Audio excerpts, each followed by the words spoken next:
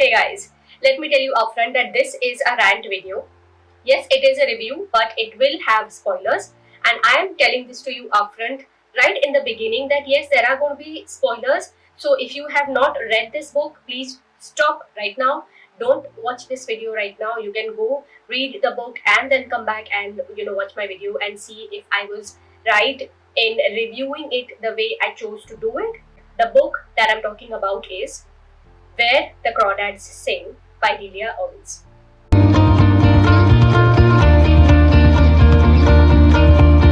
I always talk about what a book truly is because as a reviewer, that's I feel my duty to all my audience, to all my fellow readers, to tell what a book exactly is. Yes, I will tell you the good parts, but I will not shy away from telling you the parts that did not work and I feel is not worth your time.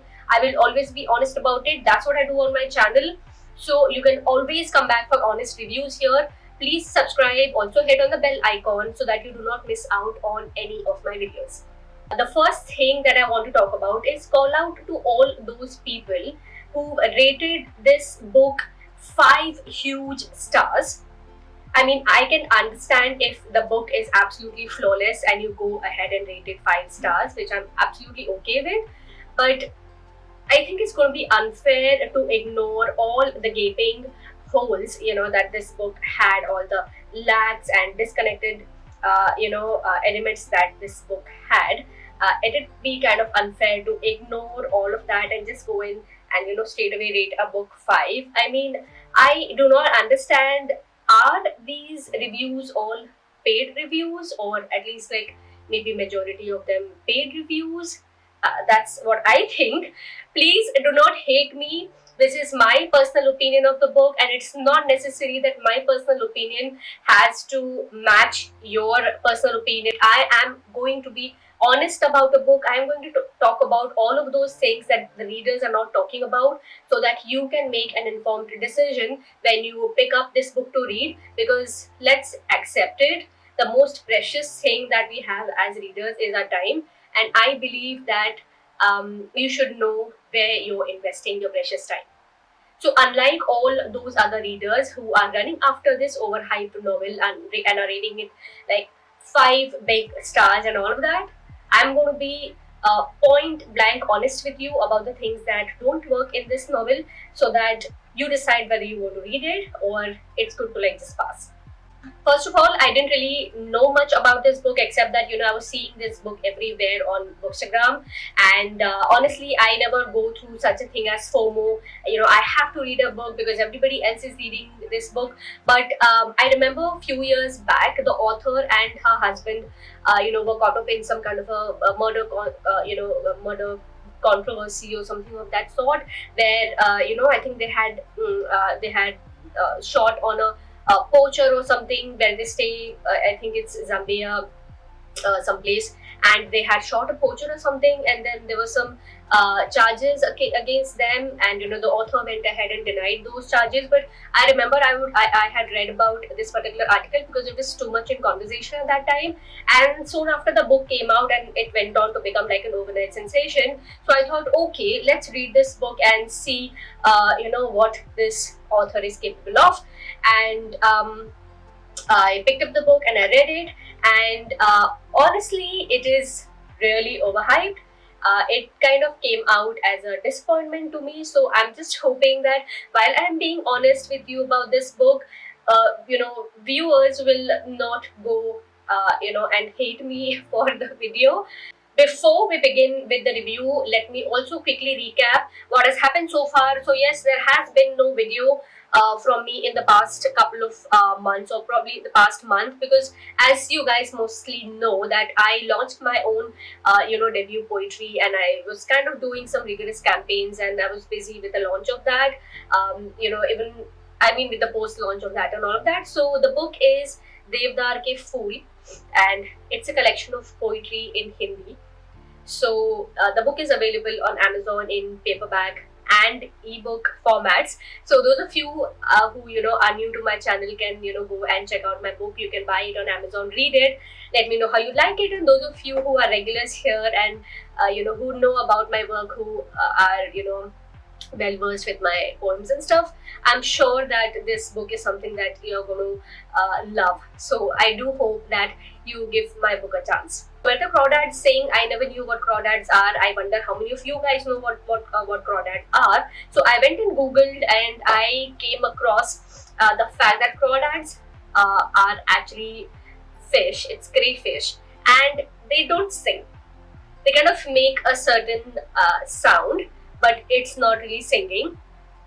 So I felt that in a way this was misleading, and for me as a reader to start something on a misleading note, it doesn't really go down all that well. But for all of you people for whom that's kind of okay and ignorable, you can make do with it. Fine, go ahead. So that's one with the title, but that wasn't such a big deal. That was still kind of okay. The next important thing I want to talk about is the writing itself. Now, the writing of this book is one that has been praised like anything, and I am a sucker when it comes to great writing, and that's the reason I delved into this book. Let me check out what the writing is like, and that's where the whole thing kind of just went flat for me.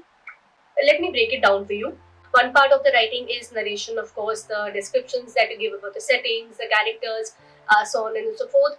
And the second bit is, the dialogues. Now, both of these things kind of didn't work for me. The narration didn't work for me because I felt that the narration was so much in depth in places that it wasn't really required. The book is somewhere around 340, 50 odd pages, and I felt that it could have been reduced significantly and made more crisp, so it would have still been able to retain the essence of what the plot is, what the story is, and keeping it like a quick read. That bit is kind of still okay with me because the narration in most of the places, especially about the settings, the marsh, the wildlife, the animals, the creatures, and all that was really impressive. I liked the thorough knowledge and research that the author has done. I mean, of course, they are conservationists, so it is expected of them to know these things, and they have brought it on to paper, which was kind of damn good, I felt. So that's something that I still like. But what didn't at all, absolutely didn't work with me was the dialogues, the dialect. That the main characters have taken, that kind of didn't work because that's like throughout the book, and you just can't make out what these characters are saying. I also read the reviews of a few people who are from the local North Carolina region, and they said that it is totally wrong. That particular accent that the author has used, that particular dialect, does not belong to those people, and they have like a totally different dialect or something of that sort. And so much so that some readers went on to say that Miss Delia should actually step into North Carolina in those marshes where she's talking about, and she should experience the local culture, the local language, and then write about a region. So that was one for me.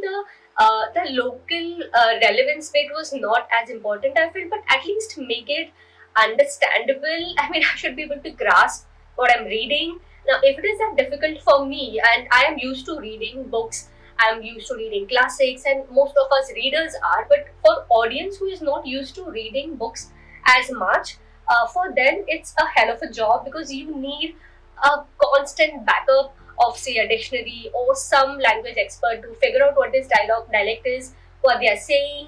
Tell me if you understand this particular paragraph.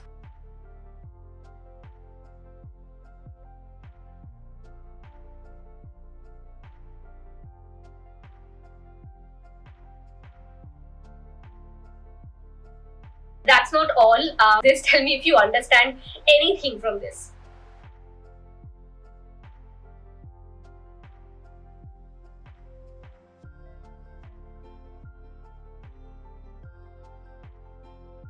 The third thing that I want to talk about are the characters. The protagonist of this book is Kaya Clark.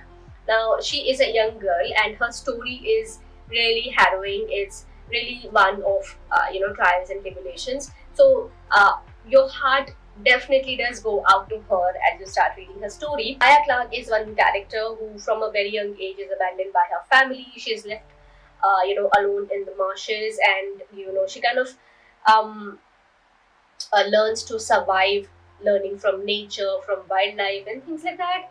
So there was, I felt some depth, some gravity to it. Like, a little girl is kind of struggling and striving and fighting to survive and to come up on her own. And there definitely was something empowering there.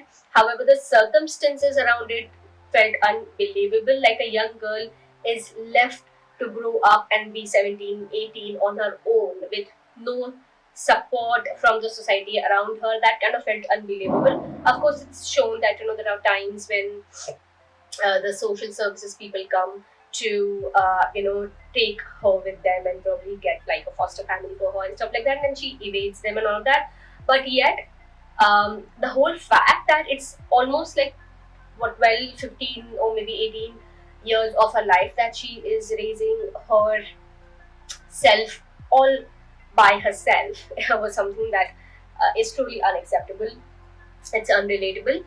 Having said that, although I did like this character in the beginning, but soon I kind of felt that I was losing that love for her. I was losing that attention and grasp for her, because as she is shown growing up, that uniqueness that she had about the character, she soon loses it. And I think that owes to the fact that the author didn't really know what she wants to do with the book. I mean, the genre, I mean, we come to that later. It's something that I want to really discuss about in length. But as Kaya grows up, she has gone through such a rough phase in life, and that woman's got to be formidable. That woman's got to be like really strong. But she grows up to kind of become a very common, regular woman who is chasing the local boys, or who is resorting to regular ways, doing things the regular way. And that's not really expected of her, because she is unique in her own way. And I mean, she is kind of on a pedestal since the beginning, and then you realize that okay, that's that. She's going to be just another character, and she is probably going to get married, and she's going to live a conventional life, and that's pretty much it. Obviously, the story takes a spin when she's caught up in this murder case of Chase Andrews. But I felt that she was written in a certain style, and if that style was latched onto, she could have been a very formidable and unforgettable character like no other. The rest of the characters I felt were pretty average again. There wasn't much about them. Their portrayals are pretty, bland and simple. So you won't really remember very much about them again. Finally, what I want to talk about is the genre. Now, the book begins off on a very promising note. It looks like a very, enchanting kind of a literary fiction is there. It's heading. Soon it starts to become crime fiction. Soon it's romance. So it's kind of young adult into romance, into crime fiction. It's like a lot of genres blended into one. So it felt like the author probably kept coming to the book after periods of after several periods of fighters, she kept coming to the book, and she didn't know what she wanted to do with it. I felt that this could have been like a absolutely brilliant literary fiction. It definitely had the capacity. It soon lost that. As a crime fiction, it doesn't do a very great job either, because it's not written keeping in mind a crime environment. We've read a lot of mystery and crime thrillers, and we know a good book when we see one. So I feel that a very good book, a good character was lost due to the author's incompetency of recognizing which genre this book should be. Eventually, it's not all that bad as well. I mean, the bits where the author is talking about nature, she's talking about wildlife, she's talking about birds, and she's talking about Kaya's passion of painting and sketching, and all of those were, I felt, beautiful. And I think that was the only element that kind of kept me hooked to this book. Otherwise, I had kind of DNF'd it a lot many times. That's my review or rant, you can say, about Where the Crawdads Sing by Delia Owens. I know most of you will probably not like this review, but like I said in the beginning, that this is my own personal view, guys, because I came expecting a lot from this book.